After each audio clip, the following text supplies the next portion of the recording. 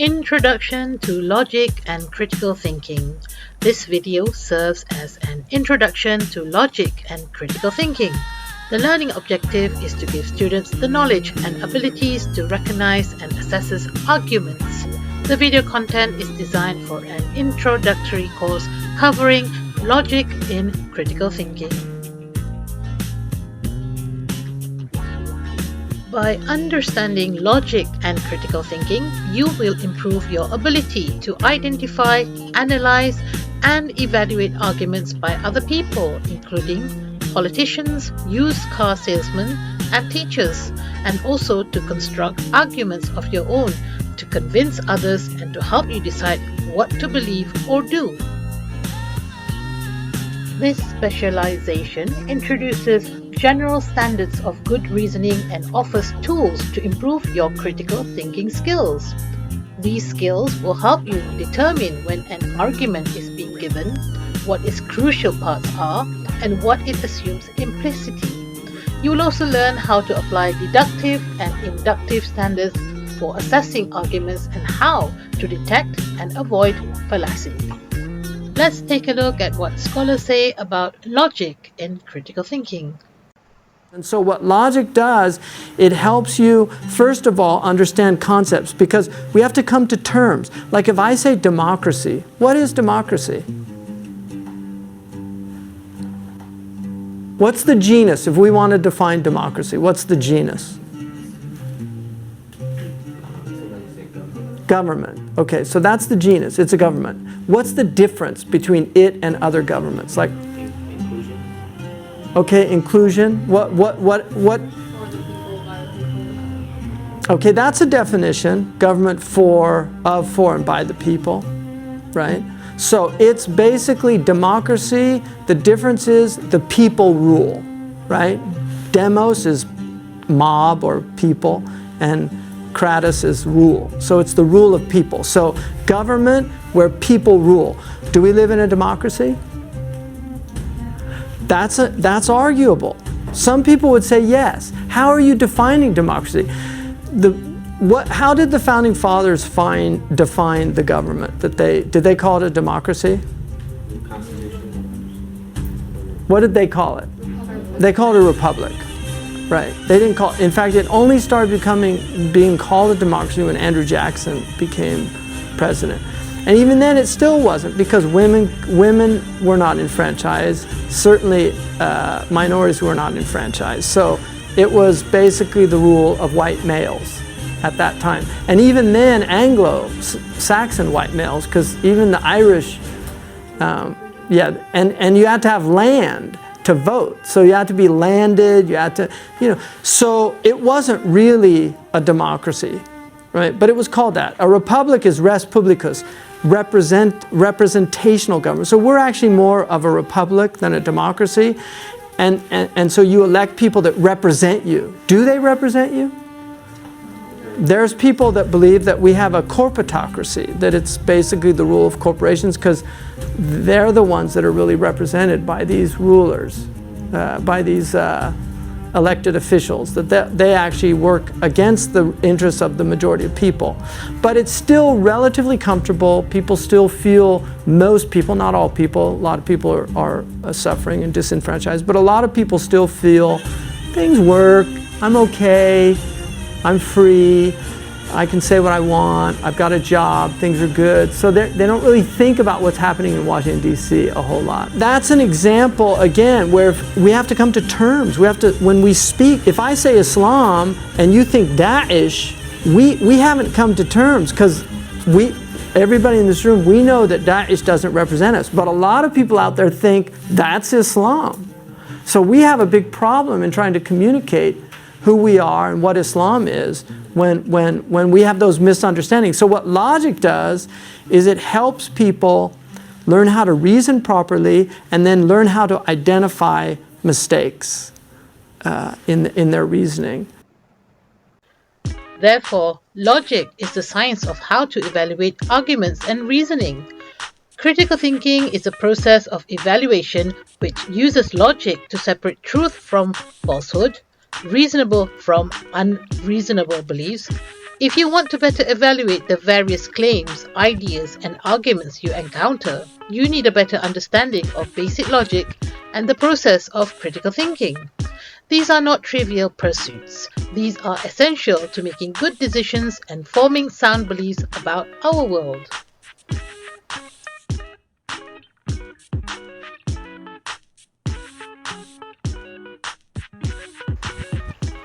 So, who cares about logic? Is learning about logic and how to properly construct arguments really important? Most people may not need such skills in their day-to-day lives, but the truth is that almost everyone will benefit from learning how to think more critically. This does not only apply to our own beliefs, but also to all the ideas and claims that we regularly encounter. Without the right mental tools, we have little hope of reliably separating truth from falsehood. Everyone makes mistakes. Quite often, what is most important is the ability to first recognize our mistakes and then what we do about it. Unfortunately, there are fields where the worse a person is, the less likely they are to even recognize that they have made mistakes, much less will be able to fix them. Indeed, they are actually likely to accuse those who know more of being the ones who are wrong. Critical thinking and logic are one of these fields. Many people imagine that they are already quite good at it and thus don't believe that they need more to learn. This prevents them from ever improving.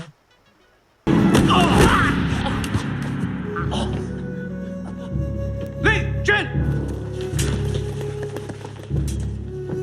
敬礼。May I help you? We'll be asking the questions, old man. Who are you? You. No, not me, you. Yes, I am you. Just answer the damn questions. Who are you? I have told you. Are you deaf? No, you is blind. I'm not blind, you blind. That is what I just said. You just said what? I did not say what. I said you. That's what I'm asking you. And you is answering. Shut up. You. Yes? Not you, him. What's your name? Me. Yes, you. I am me. He's me. And I'm you. And I'm about to whoop your man, because I'm sick of playing games. You, me, everybody's around here. Him. I'm going to kick ass. I'm sick of this. Let me Lee, no, Lee. So, what is logic? People use words like logic and logical a lot, often without really understanding what they mean. Strictly speaking, logic is the science or study of how to evaluate arguments and reasoning. It is not a matter of opinion, it is a science of how arguments must be formed in order to be reasonable or correct. Obviously, a better understanding is critical for helping us reason and think better.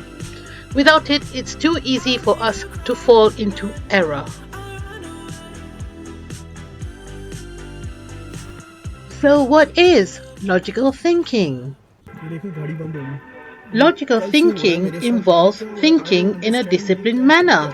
Every day we come across situations where we need to determine what is going on and why. The process may be as simple as evaluating product information or as complex as embracing or not an opportunity that requires a significant life change. You probably don't toss a coin in the air to make important life decisions. Instead, you analyze the facts and use reason to help you make good choices.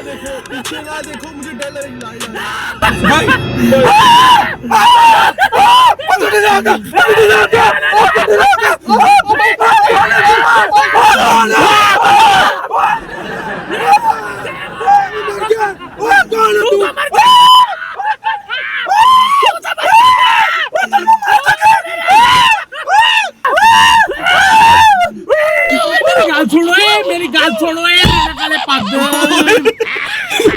वो मर गया ये तो आज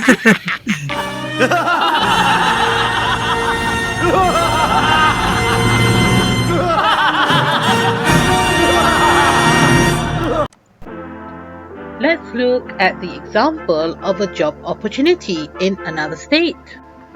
It might sound like a fantastic career move, but applying a bit of logical thinking before you take the leap can mean the difference between a positive outcome and one you'll regret. Some questions to ponder before making decisions. What will it cost you to move? Is the cost of living higher in the new city than where you currently live? What is the crime rate like? Is the city governed well? What about increased time commitment and the workload? Observing and analyzing all the facts and scenarios can help you come to a well-reasoned conclusion, and that is logical thinking in a nutshell. And what is critical thinking? The term critical thinking is used often, but it isn't always properly understood. Put simply, critical thinking means developing reliable, rational evaluations of an argument or an idea. Critical thinking is a means for separating truth from falsehood and reasonable from unreasonable beliefs. It frequently involves finding flaws in the argument of others, but that's not all that it's about. It's not simply about criticizing ideas. It is about developing the ability to think about ideas with greater critical distance. It is closely related to logical thinking. It involves the questioning of data, beliefs, and information to make a reasoned conclusion or decision. It's the ability to take various ideas or pieces of information and make connections between them. Using the example before, if you were offered a great job opportunity in another city, you still consider all the same factors previously mentioned. However, with critical thinking, you move beyond hard facts and ask things like, how do your kids feel about changing schools? Do the opportunities offered outweigh the disadvantages? Why would the new job be better than what you have now? Let me put it in another way by posing another question. Do you take whatever you've presented with and assume that it is just so, precisely as described and portrayed? Likewise, that new career may look good on paper, but what about the invisible factors that go beyond the facts and figures in your contract? Seeking truthful answers to those not so black and white questions is the definition of critical thinking. Logical reasoning versus critical thinking, the relationship between the two. As touched earlier, logical reasoning involves assessing facts to arrive at a valid conclusion.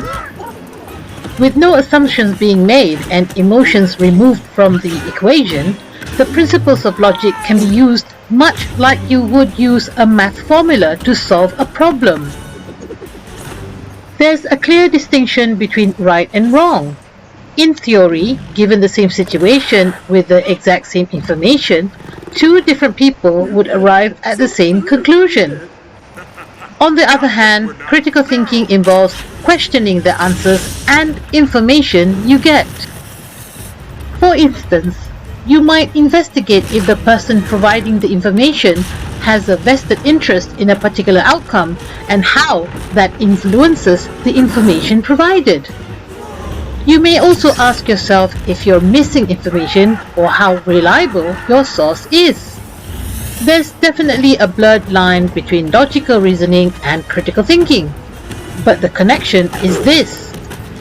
Logical thought processes involve critical thinking, and using critical thinking skills involves a bit of logic.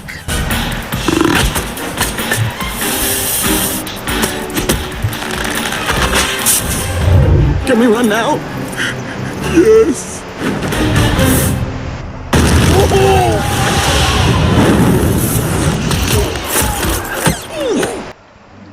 Is questioning and reasoning the same thing? Reasoning involves the use of both deductive and inductive processes to reach a conclusion. Deductive is just a fancy word for allowing a fact or idea, statement, and so on to its logical conclusion. Inductive reasoning provides room for one's own experiences and observations along the pathway to a conclusion. In short, to reason is to use logical thinking to evaluate and determine, then explain your approach to a problem. Questioning, on the other hand, is different than, though part of, reaching a reasoned conclusion. Questions help you dig up more information so that you can reason effectively to determine the truth of a matter. So essentially, questioning is just one part of reasoning. They are not one in the same.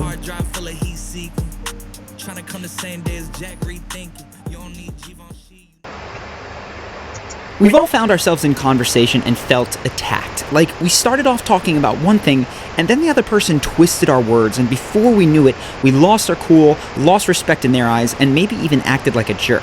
Now, I don't normally do the same person twice in a row, but this interview between Kathy Newman and Jordan Peterson was just too interesting of an opportunity to discuss how you can handle someone who uses subtle conversational tricks to bully you into looking dumb. So in this video, you're going to see firsthand some of the most common tricks that people might be using on you, and you're also going to learn how to reverse those so that you can walk out of a kind of aggressive situation having earned more respect than you had going in. So first off, to stop a conversational bully, you have to realize what's going on before it's too late.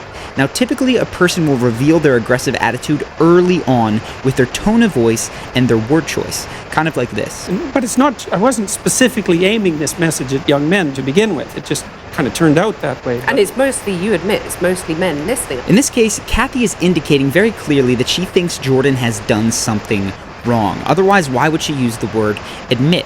She makes her stance clear a moment later when she implies that he should be bothered for being divisive. Just watch. Does it bother you that your audience is predominantly male? Isn't that a bit divisive? The point here is that even when they're being passive-aggressive, people will often indicate that they're about to attack you before they actually do. So if you hear someone say something like, well, what do you have to say for yourself? Be prepared. That person thinks that you've done something wrong, and you need to be very careful what you say next. Not because you did do something wrong, but because a conversational bully may be trying to trap you into saying something that you disagree with so that they can attack that straw man. And the first way that this often happens is called the "so you're saying" trap. Here's what it looks like. So you're saying women have some sort of duty to sort of help fix the crisis of masculinity? Women want to dominate. Is that what you're saying? No, right, so you're saying that anyone who believes in equality, whether you call them feminists, call them whatever you want to call them, should basically give up because it ain't going to happen. Let me just get this straight. You're saying that we should organise our societies along the lines of the lobsters. The general pattern here is that someone says, so you're saying, and then proceeds to oversimplify or mischaracterize what you actually said. I won't spend too long here because it's very easy to spot and it's rather simple to avoid and get around by saying, well, actually what I was saying is, and then repeat yourself. Along the lines of the lobsters. I'm saying that it's inevitable that there will be continuity in the way that animals and human beings organize their structures. But there's a much sneakier way that people may mischaracterize your beliefs and then attack them. Basically, it's when someone's words imply that you believe something you don't, and they don't actually say it. So in business, they call this assuming the sale. Like when a car salesman says, so would you like that with the leather interior or with the fabric interior? Before you've even decided to buy the car. Now, with a several $1,000 purchase, you're likely to notice this and say, whoa, whoa, whoa, who said I was buying in the first place? But it's very likely that this is happening to you in conversation all the time and you don't even notice. Here's how it might look. Yeah, but those reasons, why should women put up with those reasons? Embedded in the question, why should women put up with it, are several important presuppositions, namely, one, that there is something to put up with, and two, that Jordan thinks women should put up with it. Now, the trap here for Jordan would be to answer Kathy's question directly, and many of us fall into it in similar situations. Then we start arguing for things that we don't even really believe, just out of habit. Instead, you need to identify that hidden presupposition and then call it out. So watch how carefully Jordan listens to Kathy's questions so that he can catch what she's not saying. Why should women be content I'm not saying that they should top? put up with it. I'm saying that the claim... Here's another example of assuming the sale from later in that conversation. See if you can spot the hidden presupposition and ask yourself what you might say to respond to it. Which women do a lot of. But why shouldn't women have the right to choose not to have children? So what's the hidden presupposition? That Jordan thinks women must have children, and of course he defends a woman's right to make any decision about that she wants. The right to choose those demanding careers. They do. They can. Yeah, that's fine. But you're saying that makes them unhappy. Here's one more example. See if you can spot the hidden presupposition here. So Like, you're it's not going to say seriously to your not the followers same. now, quit the abuse, quit the anger. Did you catch it? The presupposition is that Jordan's followers are abusing people. Now, he can't answer that question directly. He has to address that hidden point first, and he does. Well, we'd need some substantial examples of the abuse and the anger before I could detail that question. There's a lot of it out So- there. When I cut the clips like this, it makes it very easy to see these hidden presuppositions, but in real time, this can be difficult. One simple thing that you can do to make it easier on yourself is to purposely assume a relaxed posture, as Jordan does throughout this entire conversation. Now, this posture actually helps you to think less frantically because your body is signaling to your brain that everything is okay, you're in control. You will also want to give yourself some time to pause after each question, which Jordan definitely does. In addition, you're going to want to study up on frames and frame games, because there's clearly a whole level of conversation that is going on behind the words. Now, I've talked about this in other videos, specifically the one on Tyrion Lannister from Game of Thrones, and I'll leave a link to that in the description if you want to check it out. Moving along though, the last clip contains a small example of the third conversational bully tactic in this video, which I'm naming the smash technique. Take a look. So Like, you're it's not going to say to seriously your not the followers same. now, quit the abuse, quit the anger. It's subtle here, but Kathy smashes together two very different terms, abuse and anger. Now, by ending on anger, it'd be easier for Jordan to just forget it and answer the question, but that would tacitly accept that his followers were abusing people. That's why the smash technique is so frustrating. People are embedding hidden statements that you actually disagree with and then moving through them before you have the time to voice that disagreement. You may also have seen people barrage you with questions just to overwhelm you into having to accept their points like this. Otherwise, Well, why would there only be 7 women running FTSE 100 companies in the UK? Why would there still be a pay gap, which we've Oh, well, discussed that's at length? easy to Why are answer women that at the question. BBC saying that they're getting paid illegally less than men? It can be easy to get overwhelmed and to lose focus as you try to answer all of these questions, but with the smash technique in general, the best policy is to slow down the tempo of conversation and tackle one question or one point at a time. Do the same job. Well, That's not fair, Well, is let's it? go to the first question. Those are complicated questions. So hopefully now you're more aware of the so you're saying trap when people assume the sale and of course the smash technique. This moves us to the second section of this video, which is how to persuade someone in these kinds of situations. And I will say, it seems to me that it doesn't look like Jordan is necessarily trying to change Kathy's mind, but simply to debate in front of an audience. There are still some valuable tips to be gleaned from this video and a few things that I'd add. First, do not strawman the other person's ideas, even if they're doing it to you. And to be clear, I don't know if I mentioned this, strawmanning is when you create a caricature of their ideas and then attack those rather than what they truly believe. Instead, show the other person that you are truly engaging in their real points. Attempt to understand them. And sometimes this means that you have to ask them to repeat themselves so that you can. Seven women. Repeat that one. There's 7 women running the top FTSE 100 companies in the UK. Well, the I mean, first that's not question fair. might be, After you've made an honest attempt to understand them, you need to make sure that they can understand you, which is necessary for persuasion. And to do that, you often have to use visual imagery. For instance, here's a very abstract point without any images that Jordan makes. that it's inevitable that there will be continuity in the way that animals and human beings organize their structures. It's absolutely inevitable. And there is 1/3 of a billion years of evolutionary history behind that. Now maybe you can understand that, but it kind of lacks any emotional oomph.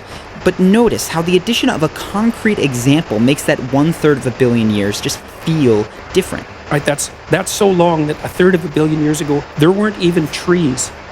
It's a long time. So adding concrete examples, especially ones that people can easily imagine, is a smart, persuasive move. And lastly, when you're arguing, oftentimes the best way to get someone to change their position is not by changing their mind, but by gently showing them that they're already agreeing with you. I talk about this in the frame video, but here's an example from this interview. Why should your right to freedom of speech trump a trans person's right not to be offended? Because in order to be able to think, you have to risk being offensive. I mean, look at the conversation we're having right now. You know, like, you're certainly willing to risk offending me in the pursuit of truth. Why should you have the right to do that? It's been rather uncomfortable. This is huge. Jordan is no longer arguing that her point is wrong. He's arguing that she already agrees with him. Her behavior and her previous statements demonstrate that she cares more about free speech than not offending people. And then Jordan doesn't try to make this point wrong. He shows her how they're actually very much in alignment. You're doing what you should do, which is digging a bit to see what the hell's going on. So and do that is you- what you should do. But And you're do you exercising think- your freedom of speech to certainly risk offending me. And that's fine. I think more power to you as far as I'm concerned. And then, of course, Kathy feels stumped because she does actually agree with Jordan and she's proven it herself. People have a strong desire to remain consistent with things they've already said and done, so oftentimes this becomes one of the few ways to persuade someone who's really dug in their heels. You're basically showing them that they don't have to move in order to agree with you. They already do right where they're dug in. And then, of course, Jordan hits her with the gotcha. And I'm just trying to work that out. I mean, Ha, gotcha. you have got me. You have got. Now, even though I laughed at that phrase at the time I was watching the interview, I have to say that last bit, gotcha, does not improve Jordan's persuasive case. It actually makes Kathy feel silly and wrong, as opposed to happy to discover that she and Jordan are really on the same team all along. And if I had to give one last point of constructive criticism, it would be that Jordan answered all of Kathy's questions rather than trying to proactively address her deeper, unstated emotional concern. And in my opinion, that emotional concern is that Jordan is her enemy, that if he believes something, it must be against her interests.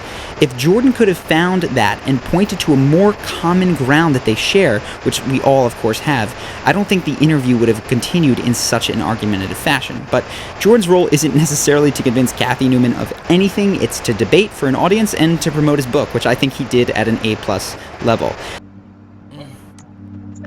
I've been throw up the sex in Hope you have learned a lot on logical thinking, critical thinking, and argument from that video.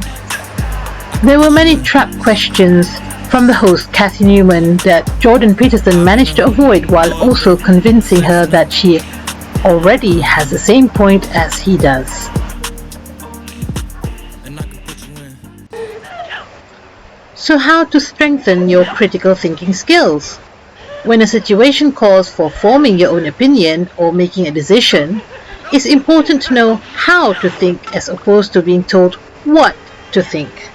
It's all too easy to be swayed by popular opinion. That being the case, it's important to pause amid the clamor and think both logically and critically to ensure you know exactly what you believe instead of simply following the crowd. Doing so also equips you to make choices based on your personal values, beliefs, and goals. You can strengthen your critical thinking skills by thinking through situations one step at a time. You'll gain knowledge as you gain real-world experience, but that database of knowledge isn't going to serve up a solution for every problem you face.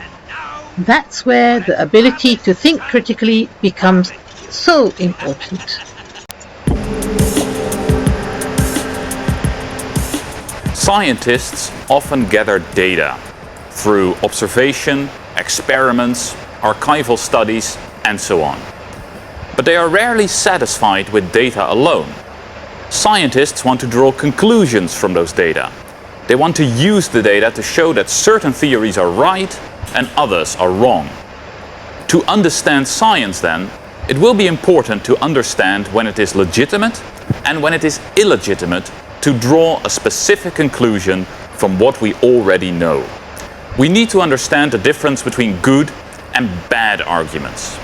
And that is why in this lecture we will take a look at logic, the study of argumentation. Let us first introduce some terminology. An argument consists of two parts, the premises and the conclusion. The premises are the things we presuppose, and the conclusion is what we conclude from those premises. So let's look at an example. No medieval king had absolute power over his subjects. Louis VII of France was a medieval king. So, Louis VII of France did not have absolute power over his subjects. Here the first two lines are the premises, and the final line, introduced by the word so, is the conclusion. In this argument we assume that medieval kings did not have absolute power, and that Louis VII was a medieval king, and we conclude that he did not have absolute power. As a second piece of terminology, we will make a distinction between valid and invalid arguments. A valid argument is an argument in which the conclusion really follows from the premises. Our example about Louis VII is an example of a valid argument. The conclusion really follows from the premises. It makes sense to draw this conclusion from these premises. As an example of an invalid argument, we can take this. No medieval king had absolute power over his subjects. Louis VII of France was a great horseman, so Louis VII of France did not have absolute power over his subjects. We just can't draw that conclusion from those premises. So this argument is not valid. It's invalid. Note that whether an argument is valid or not has nothing to do with whether the premises or the conclusions are true. Perhaps Louis VII really was a great horseman. Then all the premises and the conclusion of that argument are true, and yet the argument is invalid, because the conclusion just doesn't follow from the premises. On the other hand, it's also possible to have false premises and a valid argument. For instance, no medieval king had absolute power over his subjects. Victor Gijsbers was a medieval king, so Victor Gijsbers did not have absolute power over his subjects. This argument is perfectly valid, even though the assumption that I am a medieval king is, as far as I know, false.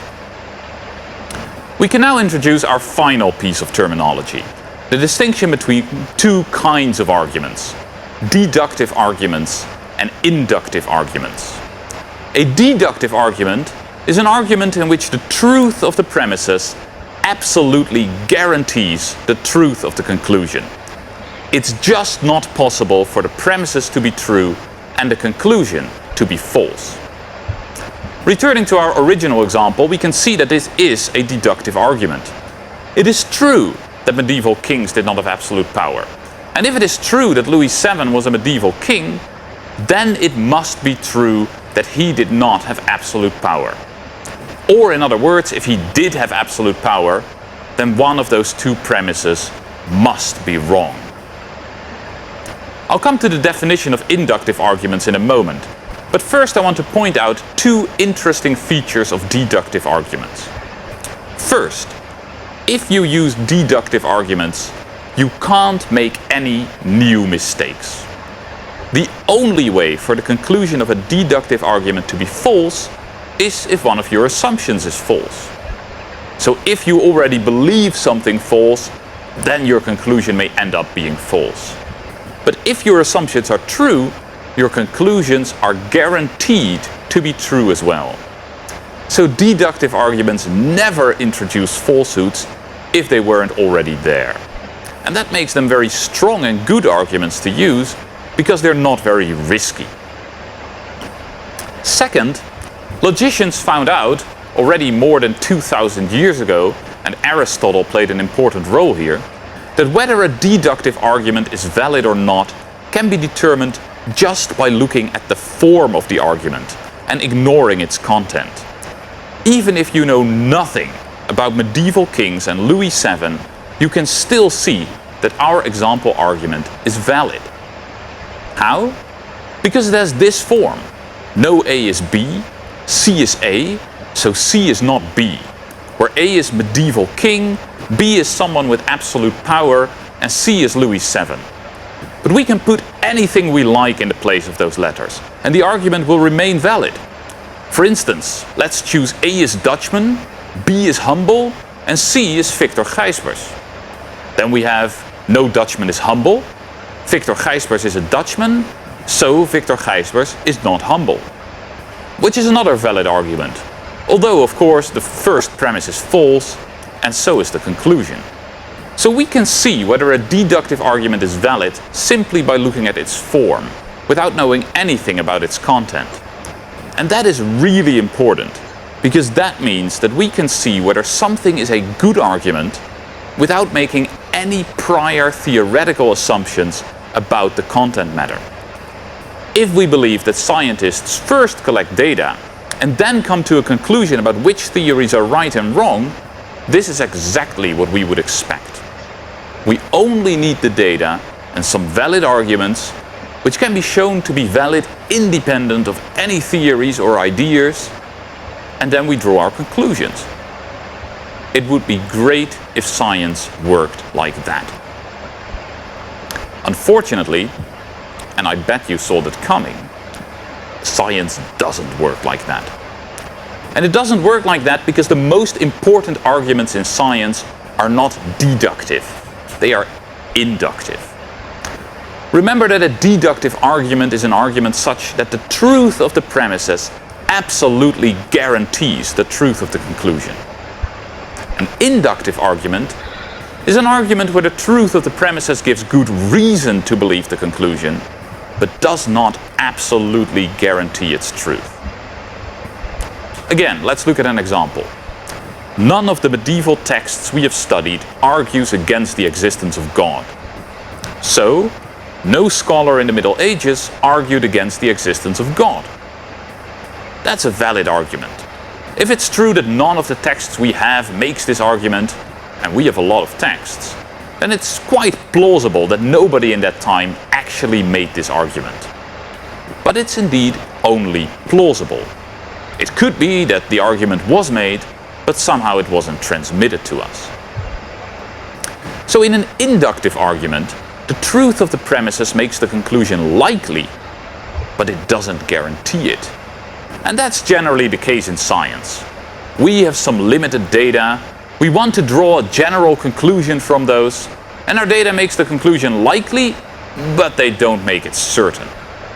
So in science we are continually making inductive arguments. And as we will see in the next lecture, induction is a lot more problematic than deduction.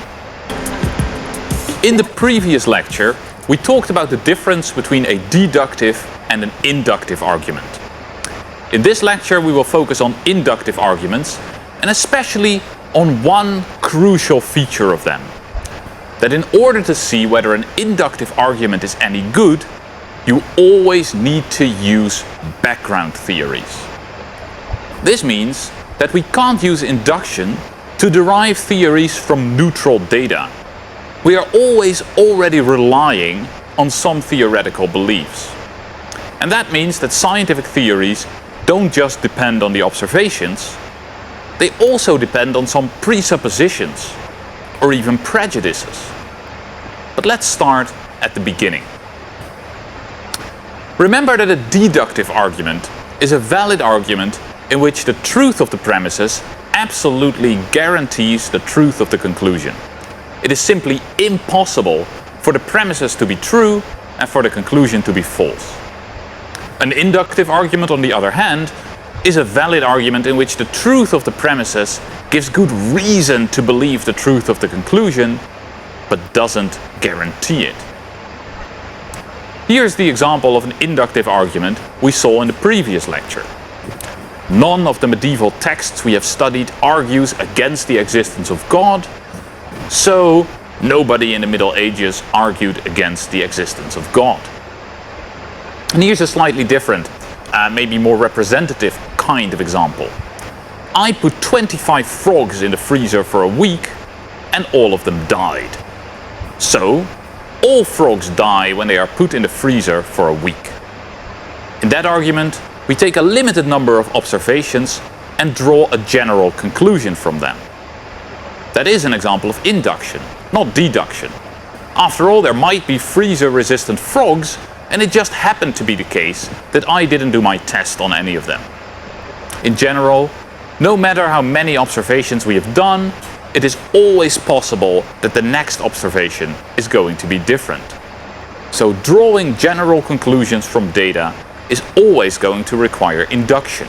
There's always some risk involved. Now, in the last lecture, we learned that we can recognize deductive arguments just by looking at their logical form, without needing to know anything about the content. In this lecture, we'll see that that's not the case for inductive arguments. Instead, we always need background theories about the content in order to assess whether a supposed inductive argument is any good. So let's look at the example of the frogs again. I put 25 frogs in the freezer for a week and all of them died, so all frogs die when they are put in the freezer for a week. What is the logical form of that argument? It's something like this. I did A 25 times and every time B happened. So every time I will do A, B will happen. Is that a valid argument scheme? Well, let's try it out. For example, let's say that A is putting my hand on a hot stove and B is it hurts. So the argument becomes I put my hand on a hot stove 25 times and every time it hurt. So every time I am going to put my hand on a hot stove, it will hurt. And that sounds pretty good. In fact, it would seem that perhaps I didn't need 25 trials to find out that it's going to keep hurting. Most people might have stopped after 2 or 3 attempts. But now let's fill in something else for A and B. Let AB ask someone a question in Dutch, and let BB they answer in Dutch. So the argument becomes, I asked 25 people a question in Dutch, and every time they answered in Dutch, so whenever I will ask someone a question in Dutch, they will answer in Dutch. And that, of course, is a terrible argument. I did my experiment in the Netherlands, and in the Netherlands, almost everyone speaks Dutch.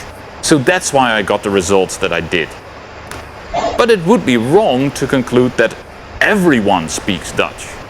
If I go to Beijing and do the same experiment, I will get very different results. So why is the argument about hot stoves acceptable, but the argument about speaking Dutch not? Well, it has nothing to do with the logical form of the arguments, because their logical form is the same. Instead, what matters is the content. Our background knowledge about the human body makes us believe that if something hurts once, it will also hurt the next time. On the other hand, our background knowledge about human languages tells us that speakers of a single language are often concentrated in one or a few geographical areas. And that means that you can't generalize linguistic observations made in one area to the whole world. You'll have to make observations all over the world before we believe your inductive argument. In order to assess this kind of inductive argument then, there are several things we need to know about the content that the argument is about. Specifically, we need to know at least 2 things. First, we need to know how probable it is that the things we are interested in behave uniformly. It is quite probable that my nerves will react to the same stimulus in the same way every time. It is highly improbable that there is a language which everyone in the world speaks. This is why we need less evidence in the case of the stove than in the case of the Dutch speakers. So we can see that our background theories about human bodies and linguistic communities play an important role in deciding how much evidence we need in these 2 cases. Second, we need to know whether the data that we have are representative. That is, whether they represent the subject matter as a whole, and not just a small and special part of it. Suppose that I want to know what the life expectancy was of people in 16th century France. And suppose that all my data are about rich aristocrats. Then we know that those data are probably not representative. Socioeconomic status can make a big difference to life expectancy. To have representative data, we would also need information about middle-class townspeople, servants, farmers, and so on. On the other hand, suppose that all my data were about people whose names started with an A, maybe because I only have a small part of an alphabetically ordered registry. That would not make the data non-representative, since we don't expect the first letter of someone's name to have any influence on how long they live. Obviously, we are using background theories about life expectancy to make these judgments. We already know that wealth is relevant and your name is not. The general point then is this: inductive arguments, in which we draw general conclusions from our observations, can only be judged based on certain background theories. We already need to know a lot about frogs, or the human body, or linguistic communities, or life expectancy, or whatever, before we can decide whether our data are good enough to draw a certain general conclusion about any of these subjects. And that is a very important point for understanding science. For it means that scientists cannot just take some data and then draw conclusions from those data in a completely neutral way that is acceptable to everyone. When we draw conclusions, we rely on background theories. And other people with different background theories might draw different conclusions. So just by looking at the logic of induction, we can conclude that a scientist will always be a bit biased, will always be looking at the world from a certain perspective. There is no such thing as a completely neutral scientist who doesn't have any background opinions about the world and who looks only at the data. For the data alone will never allow us to draw any general conclusions. And without general conclusions, we wouldn't really have science. In this lecture, I want to take a look at some of the ways that human reasoning goes wrong. I've chosen 3 very common reasoning errors. Errors that crop up both in daily life and in science. Errors that I think any good scientist, or indeed anyone, should be aware of. You see them very often, and you're going to be tempted to make them yourself. By taking a good look at them now, we can hopefully avoid making these errors ourselves in the future. The 3 errors that I want to discuss are the following. First, we'll talk about confirmation bias.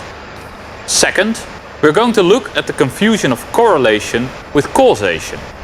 And finally, we'll talk about some of the mistakes that people make when reasoning about probabilities. So let's start with confirmation bias. This is an error of reasoning that we are probably all guilty of on an almost daily basis. Confirmation bias means that we are biased towards confirmation. That is, that we have a tendency to collect and take seriously evidence that supports our beliefs, and a tendency to disregard or ignore evidence that conflicts with our beliefs. In this way, we are continually strengthening what we already believe, while ignoring things that could make us change our mind. For example, suppose you have a housemate whom you consider to be a very selfish person. One day he forgets to buy toilet paper, and you say to yourself, "What a selfish guy, he never does anything for the common good." A couple of days later, he makes a cake to share with all of his housemates, and you say to yourself, "What a selfish guy, he's just doing that to become popular." That is confirmation bias. Whatever this person does, you always interpret it in such a way that it fits your opinion or prejudice about him. Nothing would change your mind. Now, scientists are certainly not immune to confirmation bias. A scholar who firmly believes that Charles Dickens was a political revolutionary will probably find a lot of very revolutionary passages in his books. On the other hand, a scholar who believes that Charles Dickens was a compassionate conservative will probably find a lot of very conservative passages. Both will tend to either miss or dismiss the passages that the other one finds, and both will end up being even more convinced of their own view than they were before.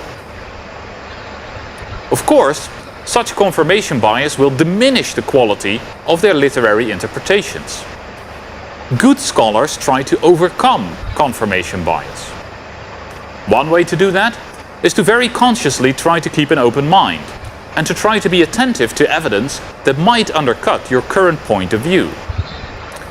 Science as a whole tries to combat confirmation bias by fostering a lot of different opinions, by having scholars assess each other's opinions in free and open debate. Science may not always be successful in getting rid of bias, but at least we are trying. The second type of reasoning error that I want to look at is the confusion of correlation with causation. We speak of correlation when two types of events tend to happen together. There is, for example, a correlation between smoking and lung cancer, because lung cancer develops more often in people who smoke than in people who don't smoke. Another correlation would be that between learning really hard for an exam and getting a good grade. If you learn really hard, you increase the probability of getting a good grade. Now, in both of these examples, we don't just have a correlation, but also causation. Smoking isn't just correlated with lung cancer, it causes lung cancer. Learning really hard causes you to get a good grade. Because correlation and causation are so often connected, it's very tempting to believe that correlation implies causation. That whenever you find a correlation, there must also be causation. So, suppose that you find that in the 1930s, fascism was strongest in those European countries where unemployment was highest. That's a correlation, and you might be tempted to conclude that being unemployed causes people to adopt fascism. But that would be an error, because correlation does not imply causation. For instance, there is a correlation between getting lung cancer and listening to the music of André Hazes. But it's not the case that listening to André Hazes causes lung cancer, or that having lung cancer causes you to listen to his music. What's actually the case is that André Hazes is more popular with less educated people than with highly educated people. And that smoking is also more popular with less educated people than with highly educated people. So people who listen to Hazes have a slightly higher probability of smoking. And this in turn means that people who listen to Hazes have a slightly higher probability of getting lung cancer. There is a correlation, but there is no cause and effect. In the same way, the historian cannot simply conclude that unemployment causes fascism, because perhaps there is something else that causes both unemployment and fascism. Or maybe it's just an accident that the two are correlated. People are very quick to believe that they have found a relation of cause and effect. But a good scientist should know that it is very hard to prove causation. And this is especially true in disciplines like history, where you can't do experiments. We can't take 100 countries and turn up the unemployment in 50 of them to see what happens to fascism. So we need to be very, very careful whenever we make causal claims. Thirdly, we also need to be very careful when we use probabilities, because people are well known for making many mistakes with them. Let's take an example I saw in the news a couple of years ago. There had been a train accident and there were two possible explanations. Either the sign had malfunctioned and had been green when it should have been red, or the train driver made a mistake and had driven through a red sign. On the news there was a guy from a company who operated the signs, and that guy said, well, the chance that a sign malfunctions is only 1 in a million, so it must have been the driver who made the mistake. That is a completely wrong argument. Why? Because we cannot compare the two hypotheses if we only know the probabilities of one of them. It could be that the chance that a train driver makes a mistake is also just 1 in a million. In fact, I hope so, because if it is a lot bigger than that, we will have a lot of train accidents. But if both the driver and the sign go wrong in only 1 of a million cases, then given that in this particular case either of the two went wrong, it's actually a 50-50 chance which it was. An even more famous example of this mistake, at least in the Netherlands, was that of the nurse Lucia de Berg, who was convicted of 7 counts of murdering her patients in the hospital. There was no direct evidence that she poisoned anyone. It just happened to be the case that Lucia de Berg was at work, caring for these patients, when each of them died.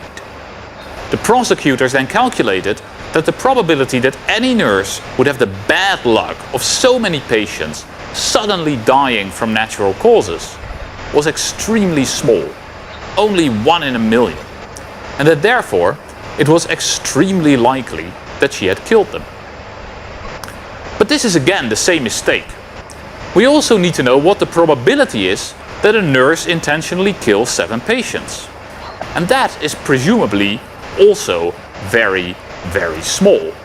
Because contrary to what horror films might make you believe, most nurses are not serial killers. It was only after intensive lobbying by scientists that there was a retrial and that Lucia de Berg was acquitted. Here, what we should learn as scientists is that the fact that a hypothesis is unlikely doesn't mean that it's false. We need to think through whether the alternatives might not be even more unlikely. So, we have looked at 3 types of reasoning error: confirmation bias, confusion correlation with causation, and mistaken use of probabilities. I hope that knowing about them will make you less likely to make these mistakes yourself. If so, science will be in a slightly better place. So, for you to start practicing logic and critical thinking, start asking questions while questioning assumptions. Pay attention to the processes you use to analyze information and reach conclusion. Take time to break down any barriers to critical thinking that may exist. Today, we are spoon-fed so much information on social media and the internet that thinking sometimes seems irrelevant.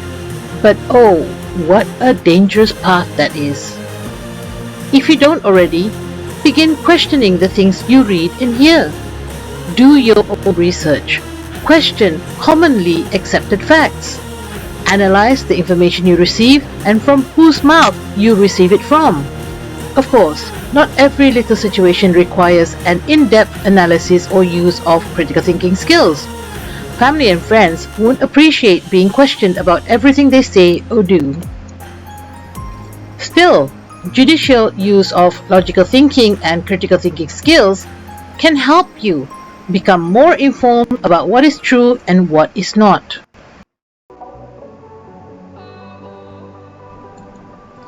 Agreement and disagreement. Arguments are about disagreement. People aren't likely to argue over things they agree on. As obvious as that may be, it isn't always as obvious what exactly people disagree on. This is especially true for those who are caught up in the midst of a disagreement. This is a problem because disagreement can't be resolved if those involved don't recognize what their disagreement is really about. Or worse yet, actually disagree on what they disagree about. If those involved don't work that out, the only thing they'll accomplish by arguing is to create more animosity. What about propaganda and persuasion? Propaganda is any organized, coordinated effort to convince masses of people to adopt some particular idea, belief, attitude, or viewpoint. It's easiest to see government propaganda in the context of wartime. The label is also applicable to the efforts of corporations to buy their products. Understanding the nature of propaganda and how it works is critical to being able to think more critically about it. That is all for today's lecture on logic and critical thinking. Tune in to more videos on critical thinking by me, Madam Norashikin Sahul Hamid.